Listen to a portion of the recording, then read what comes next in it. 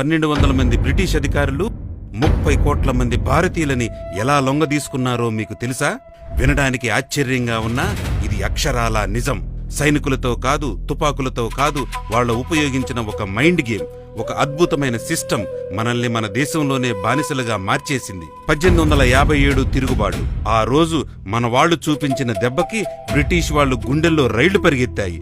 ఇలాగే వదిలేస్తే మన ఆటలు సాగవని గ్రహించి ఒక కొత్త ప్లాన్ వేశారు. అదే ఇండియన్ సివిల్ సర్వీస్.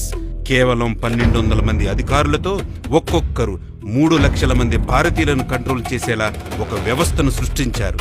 దీనికే వాళ్ళు పెట్టిన పేరు the steel frame of umpire.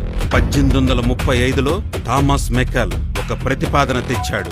చూడడానికి రక్తం పరంగా భారతీయులుగా ఉండాలి, కానీ ఆలోచనల్లో, రుచుల్లో, నైతికతలో, తెలివితేటల్లో పూర్తిగా బ్రిటిష్ వాళ్లుగా మారాలి అనేది అతని ప్లాన్. అందుకోసం దేశవ్యాప్తంగా ఇంగ్లీష్ స్కూల్స్ పెట్టాడు. ఒక ఇంగ్లీష్ చదువుకున్న సరికొత్త తరాన్ని తయారు చేసి వాళ్ల చేత సొంత దేశాన్ని దోచుకునేలా ప్లాన్ చేశాడు. లక్షలాది మంది కరువులతో చనిపోతుంటే ఈ సిస్టమ్ మాత్రం నడుస్తూనే ఉంది. 1947లో బ్రిటిష్ వాళ్లు దేశం విడిచి వెళ్లిపోయారు, కానీ వాళ్లు పెట్టిన ఆ సిస్టమ్ మాత్రం ఇక్కడే ఉండిపోయింది. ఇండియన్ సివిల్ సర్వీసెస్ కాస్త పేరు మార్చుకుని ఇండియన్ అడ్మినిస్ట్రేటివ్ సర్వీసెస్ IAS గా